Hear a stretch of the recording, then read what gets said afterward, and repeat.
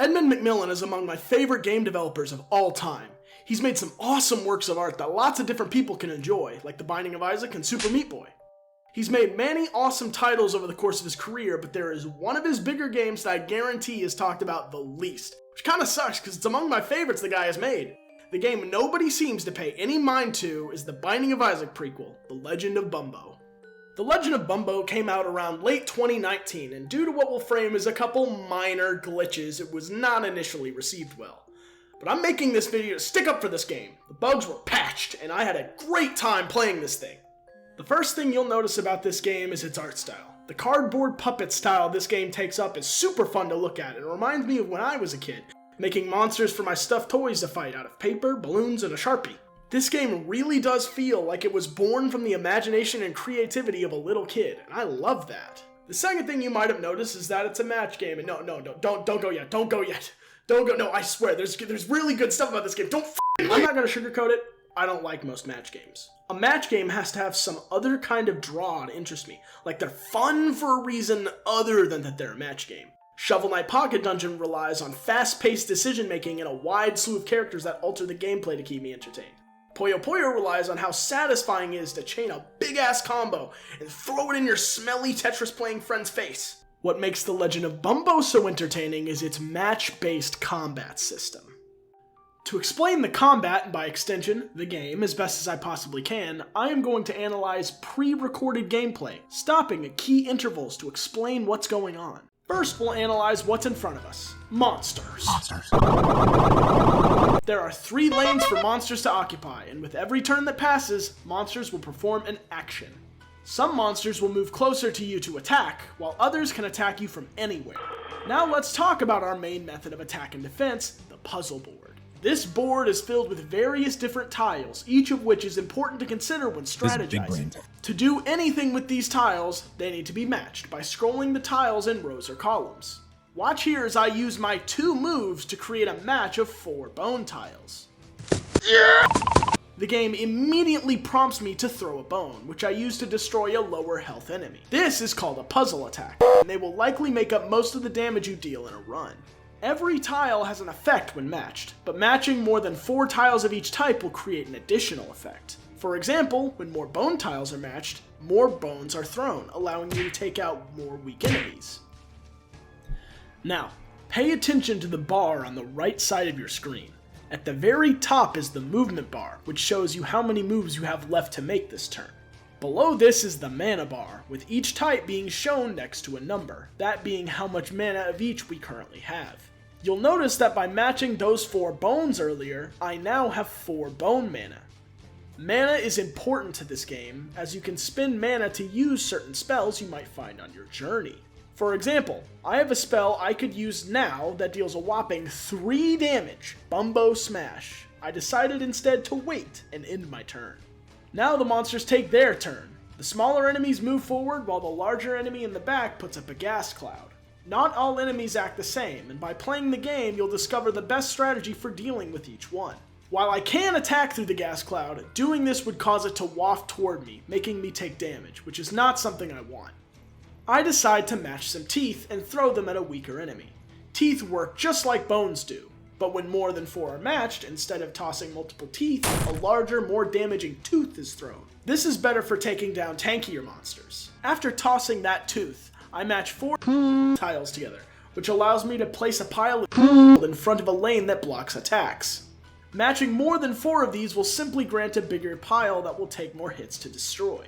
Defensive plays might seem trivial now, but they are arguably the most important thing to plan for in some late game situations and boss fights, so get used to it. Before I end my turn, I take a look at my spells. Notice how I have mana for both teeth and I have retained my bone mana from earlier. Mana only resets when you complete a room, so remember you can save it for the right moment. Different spells will need different mana to use, so try to keep your spell costs varied. My turn ends and the monster in the right lane primes an attack. This state means that the next move he makes will be making me take damage. Luckily, I match 4 booger tiles and throw them his way. This boogered state will force whatever is effective to consume a move to be able to move again. While not as useful as blocking attacks, it is much more useful when trying to prolong specific actions. For example, an enemy summoning another enemy, or a boss putting up a shield. Matching more than 4 of these allows you to throw more, allowing you to gum up multiple enemies, or a single enemy for longer. After looking around the board, I realize I can make a match of 4 piss tiles, but somehow manage to screw it up. I then take out my anger by using my 3 damage spell on a 1 health enemy instead of saving it for the big fellow in the back. That'll show them. My turn ends, the big monster puts up another gas cloud, and the little one is ready to attack me again. I match 4 piss tiles, which gives me an extra move, and then 4 bones to take out the monster on the right. As you would expect, matching more piss tiles will give you more moves, so keep a lookout for opportunities to take advantage of that. Using the mana I have just earned, I use my spell to smack the enemy in the back through their cloud. Normally, this would result in me taking damage, but due to the fact that I have previously shat on the board, the attack is blocked. I finish up the room with one final match to send my opposition to the graveyard, and then collect my spoils of war, 2 sets. This is how most rooms will go, but we're not done yet. After every first room and before each boss room every floor, you'll visit an item room. Here you will have a choice between 2 spells. Just like in The Binding of Isaac, the more you play the game, the more items, or spells, you will unlock. As stated previously, it's always best if your spells each have a different type of mana needed to use them. So no matter what matches you make, you'll always get a little something to use out of it. Different types of spells can do different things, and you'll find 5 different main types of spells on your journey. Attack spells, which allow you to deal damage to monsters in varying ways. Defense spells, which are used to heal and avoid taking damage. Puzzle spells, which alter the puzzle board in different ways, like removing tiles or changing them. Special spells, which can do a lot of different things. And charge spells, which while powerful, need a couple rooms to recharge when used. You might have noticed this stat bar on the right. Left. We're going to talk about that now. The first stat here is spell damage. Spell damage is the stat that dictates how much damage most of your spells will deal. The spells that spell damage applies to are usually simple, single-target spells. Not all spells will be affected by spell damage, but a good amount of them are. Spell damage is useful, but usually I find myself preferring other stats. Puzzle damage is where it's really at. Puzzle attacks, i.e. bones and teeth, are always your most consistent method of dealing damage, so getting a stat boost here is always great. I would go as far to say it's tied with another stat for being the best in the game. In later chapters, some enemies will appear that can only be damaged with puzzle attacks, and having this stat high can really smooth these enemies out if you're not experienced enough to outlast them. We're going to stop and look at health for a second. Health may not be in your stats section, but it's a stat. Honestly, health becomes less useful the longer you've played the game. All health does is add to the amount of times you can screw up before dying. Legend of Bumbo is a very calculated game, and as you play, you'll get to a point where you will hardly take damage at all. This is why health ups slowly become less useful. Movement is the other best stat in the game. The movement stat is equal to the amount of moves you get each turn. Simply put, the more movement you have, the more opportunities for making matches you have per turn, which is really, really good. There is never a situation where movement isn't needed. You'll always benefit from the opportunity of making a match. The last stat to talk about is the worst, luck. All luck does is increase the chance of a critical hit by 5% per point, and the chance of gaining 1 extra coin on a room clear by 10% per coin. This is not good. Critical hits are a mechanic that usually only come into play when you have luck, and they allow an attack to deal double damage. While it's fun to occasionally blast a monster into orbit with double damage, you need to keep in mind that the chance is almost always negligible. In comparison to the stats above, luck is by far the worst of the bunch. You straight up do not want this, period. Critical hits are funny and even helpful sometimes, sure, but relying on them is a foolish quest. Other stats are always better in the grand scheme of things. Eventually you'll go up against a boss at the end of each floor. For the sake of not spoiling the game, I won't talk about too many of them. Some of the coolest parts of the game is figuring out the best strategy to use against each boss. Each boss requires a totally different strategy in mind, and it makes it really rewarding to figure that out and take them down.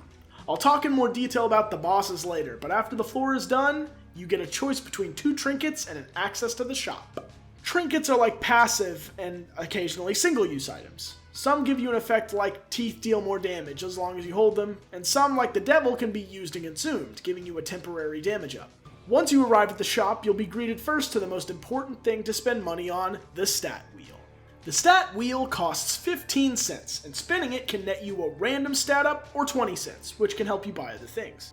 Fun fact, different characters have different stat wheels, so that's something you'll need to keep in mind when strategizing. On the right, you'll have the Needle Seller, who sells a variety of buffs that can be used to affect specific spells. Here you'll find things like spell damage ups, mana reducers, mana randomizers, and charge count reducers that can help you a lot in certain situations. Here's a helpful hint, reducing a charge spell's charges to 0 makes it recharge every single turn instead of every room. There's also a heart for sale in case you lost a little too much health on the last floor. To the left, there's the shell game. You can pay 5 cents to play at the chance of getting a trinket, soul heart, cents, or nothing. Once you've spent what you need to spend, you move on to the next floor. Each floor will get tougher, more challenging enemies and bosses, so be sure to stock up and be prepared. In addition to the 5 tile types we already covered, there are 3 unique types I didn't mention, mostly because they're not involved in the mana system. First, there's heart tiles, which when matched, refill bits of your health. Obviously, the more you match, the more is filled, but for some reason I see a lot of newer players ignore these tiles, or at least I did. Maybe it was because I wasn't good enough at stalling to take advantage of them. Yeah, that's probably it. Next is the direct opposite, curse tiles. These tiles deal damage to you when matched, and are usually put on the board by certain enemies. Try not to have too many on your board at one time. Having a way to remove them can be very helpful, as if too many appear, well... I'm so oh god. No! Last is the wild tile, which can take the space of any tile in a match. This can work for or against you, as sometimes you might end up making matches you didn't intend to make. With the basic game structure out of the way, I might as well talk about my favorite part of the game, the characters. Something useful to know is that for the most part, the characters get more difficult to play as you unlock them. For example, the first character might be easier overall than the second. Anyway, I don't know what I'm talking about. Let's move on. Bumbo the Brave is the first character available to you, and he's definitely a good one. He starts the game with Bumbo Smash, a spell dealing 3 damage and costing 4 bone mana to use. This is the most damaging starting attack spell, so be sure to use it to knock out bigger fellas. His puzzle spell is Bumbo Shake, which just shuffles the entire board. It isn't exactly bad, but it isn't that good either. Most of the time, it's better to slightly modify the board rather than do a full shuffle, but sometimes shuffling repeatedly can net you a free combo if you're lucky. Bumbo the Brave's big gimmick is that the lower his red health is, the more damage he'll deal. If he has 2 hearts left, he'll get a +1 to both spell and puzzle damage, and if he's at 1 or less, it amps up to +2. This is really powerful for an experienced player. It means that even if you don't roll a damage up on your stat wheel, you'll still have access to higher puzzle damage. Bumbo the Brave doesn't really have any strategies I would recommend other than taking damage on purpose to gain that damage up. He is a very basic character that benefits from his consistent ability to achieve higher damage without using a stat wheel. A tier.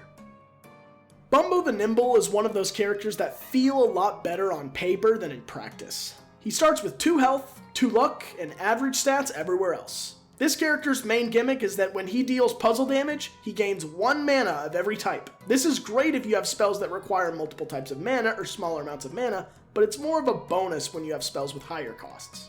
His attack spell, Needle, is where we start to run into some problems. It starts off dealing 1 damage, but with every time it hits, it increases by 1.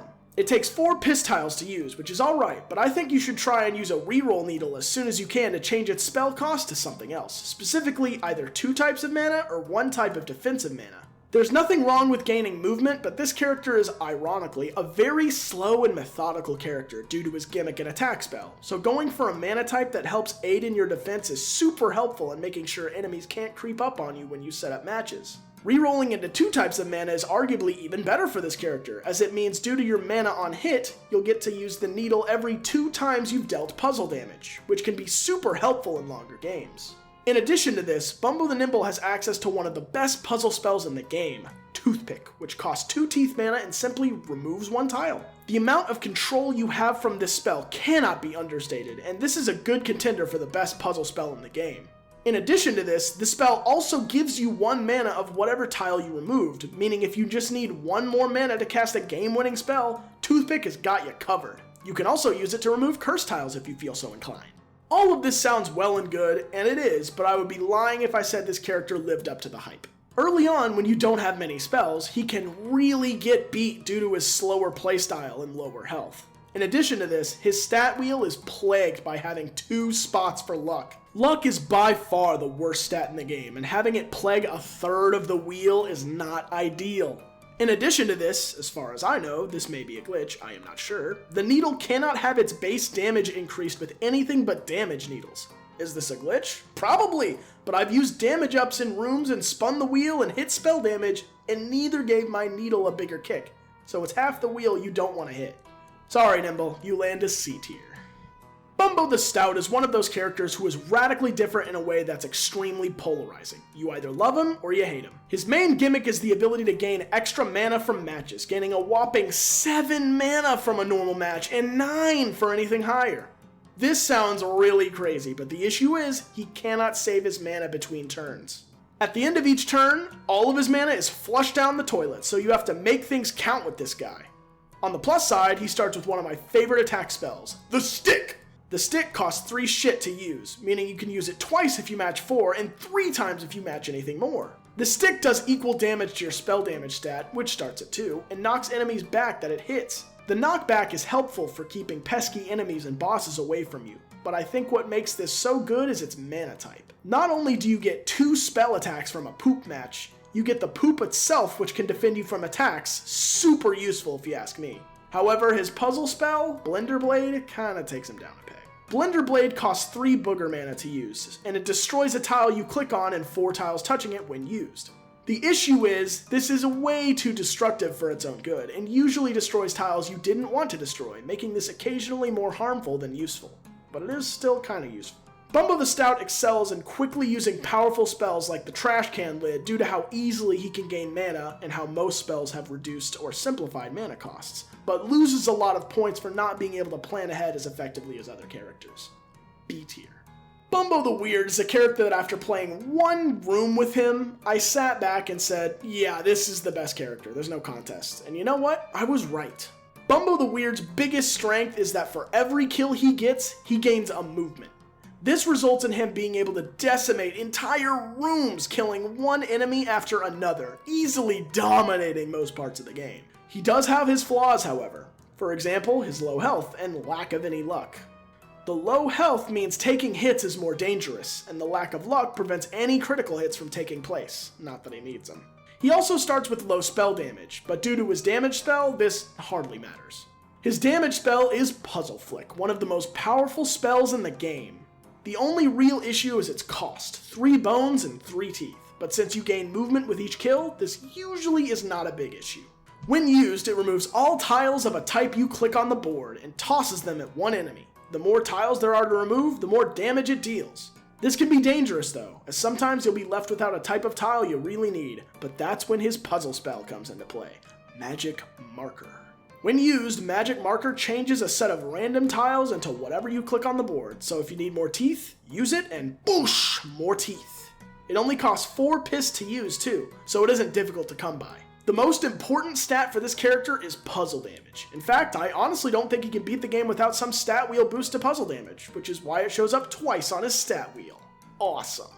Just because this character is the best in the game doesn't mean he has no issues. He has one big obstacle to face every so often, and that is bosses that spawn no little enemies. Bumbo the Weird completely falls apart against bosses like Peeper, whose eye minions are indestructible, and Sangre, who spawns no enemies and can only be hit once a turn. It isn't an automatic loss, but if you don't have the right stat boosts or spells to help you defeat them, it might as well be. Even considering this, Bumbo the Weird is an S tier character through and through. Bumbo the Dead is a scary character to play at first. The first thing you'll notice about him is that his spell costs change each time they are used. This doesn't sound good, but in addition to that, he only has 1 movement a turn, and to add even more nonsense, he cannot gain any health but soul hearts. I know, you're looking at this, and this character is a complete joke, and it would be if not for his 2 puzzle spells, Buzz Right and Buzz Down. These spells cost 1 mana each, and when used, will move a row 1 space to the right or 1 column space down. This sounds kinda underwhelming until you realize he also starts with 2 of each mana type each room, and with the spells changing each time they are used, you realize this character is unorthodox, but certainly not bad. In addition to this, he also has a base puzzle damage stat of 2, which can be super helpful in the early game, as you can one-hit a lot of enemies you couldn't before. Oh no! He also controls the spell Attack Fly, which will deal damage equal to your spell damage to an enemy, and then each turn until the enemy dies. The last thing to note, remember Buzz Right and Buzz Down? These spells are how you'll be making most of your matches. You only have 1 movement, and since movement isn't on Bumbo the Dead's stat wheel, it is likely to stay that way. Buzz Right and Buzz Down are weird to use at first, but you'll quickly realize how useful they are. A tip though, try to keep all of your respective manas topped off so you can use the buzzes as much as possible. Bumbo the Dead might be strange, but he is definitely S tier. I warn you, you will have some problems as this character in the late game due to the fact his puzzle spells should never be replaced. They are easily the best puzzle spells in the game due to how this character's mana works, and they should never be replaced. Bumbo the Lost is a character that most people will have a tough time unlocking. To unlock him, you have to beat chapters 1 through 3 without taking a single hit. This is easier said than done, and this took up most of my time while setting up for this video. Side note, when I wrote this, I didn't plan on unlocking the next character, so not anymore. Sorry. The most unique thing about this character, other than the fact that if they get hit twice in a room they die, is the addition of ghost tiles to the board. Ghost tiles are unique in that when they are matched, they give all of your charge spells 1 bar of charge. This makes charge spells very valuable as this character, as spells you normally have to wait to use are much more available. The ghost tiles are used to charge his attack spell, the Negative, one of the best attack spells in the game.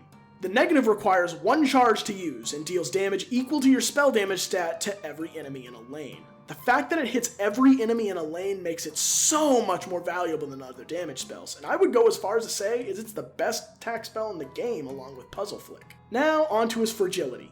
It sucks. The first chapter can be a huge struggle due to your inability to take more than 2 hits a room, but luckily Bumbo the Lost has 3 movements to start with, the only character to have such a trait. The extra movement opens up a lot of opportunities he wouldn't have otherwise, but you should be prepared to play very defensively for a good portion of the game. Other than the obvious look for good charge spells deal, you should probably also grab a charge needle as soon as possible. Being able to use the Negative every single turn is almost required for later chapters, and upgrading its damage via a damage needle is also helpful, but not nearly as important. Bumbo the Lost puzzle spell is a bit lacking, however. Dead Dove costs 2 bones and 2 piss to use, and destroys a tile and all tiles above it. It's occasionally useful, but like Blender Blade, it's a little too destructive for its own good. It's not as bad as Blender Blade, obviously, but it isn't the best.